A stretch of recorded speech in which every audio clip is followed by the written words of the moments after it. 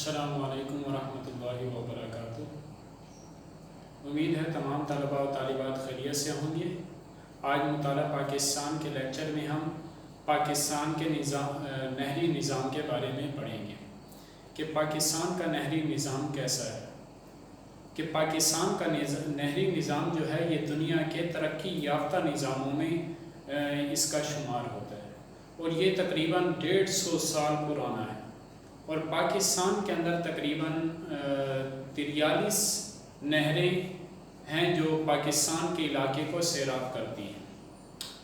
اب ہم جانیں گے کہ پاکستان کے اندر نہروں کی بنیادی طور پر کتنی قسمیں ہیں۔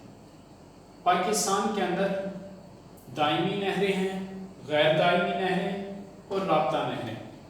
دائمی نہریں جن کا پانی سارا سال بہتا ہے، سارا سال ان نہروں کا پانی بہتا ہے، اور یہ نہریں اکثر پاکستان کے اندر جو نہریں ہیں وہ دائمی نہریں ہیں کہ ان کا پانی جو ہے یہ سارا سال بہتا ہے، اور غیر دائمی نہریں جو صرف برسات کے موسم میں یا موسم گرما میں بہتی ہیں، یعنی جب برف پگھلتی ہے یا برسات کا موسم ہوتا ہے تو پہاڑی علاقوں سے پانی بہتا ہے، تو اس پانی کی نکاسی کے لیے اور اس پانی کو استعمال کرنے کے لیے نہریں بنائی گئی ہیں جو ویسے تو سال کے اکثر حصے میں خشک رہتی ہیں، لیکن جب برف پگھلتی ہے یا برسات کا موسم ہوتا ہے تو ان میں بھی پانی آ جاتا ہے، اور یہ نہریں بہت ہی کم ہیں اور اکثر جو ہے یہ پہاڑی علاقوں میں واقع ہیں۔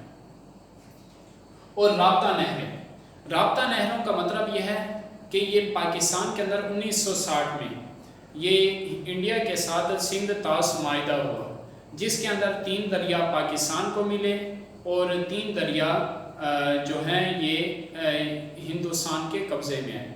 اب 3 دریا جہلم اور چناب اور سندھ جو ہے دریائے سندھ یہ پاکستان کے حصے میں آئے، راوی ہو گیا اور اس طرح ستلج ہو گیا، یہ جو دریا ہیں یہ بھارت کے قبضے میں آئے۔ اب ان 2 دریاؤں یہ 1960 کے معاہدے کے تحت یہ نہریں قائم کی گئی، یہ تقریباً 7 نہریں ہیں اور ان کی یہ تقریباً 800 کلومیٹر لمبی ہیں تمام کی تمام نہریں۔ اب ان نہروں کا کام یہ ہے کہ یہ جو دوسرے دریا ہیں یعنی سندھ، چناب اور اسی طرح جہلم، ان کے پانی کو یہ ستلج اور راوی میں پہنچاتی ہیں۔ اب یہ ستلج اور راوی میں ان کا پانی پہنچتا ہے، جس کی وجہ سے ستلج اور راوی کے ارد گرد کے علاقے سیراب ہوتے ہیں۔ ان نہروں کو رابطہ نہریں کہتے ہیں۔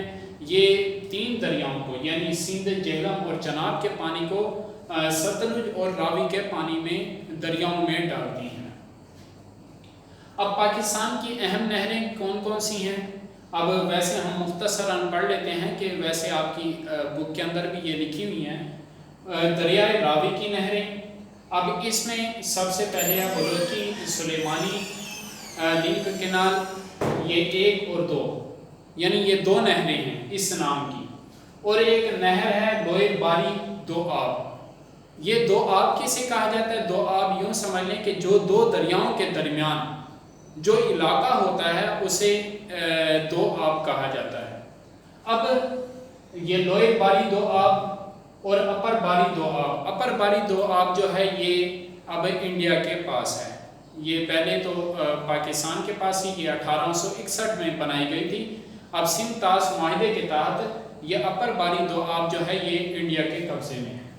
اب دریائے چناب کی نہریں اپر چناب ہے، لوئر چناب ہے، اور حویلی نہری نظام ہے۔ حویلی نہری نظام یہ بھی 2 آب کو سیراب کرتا ہے۔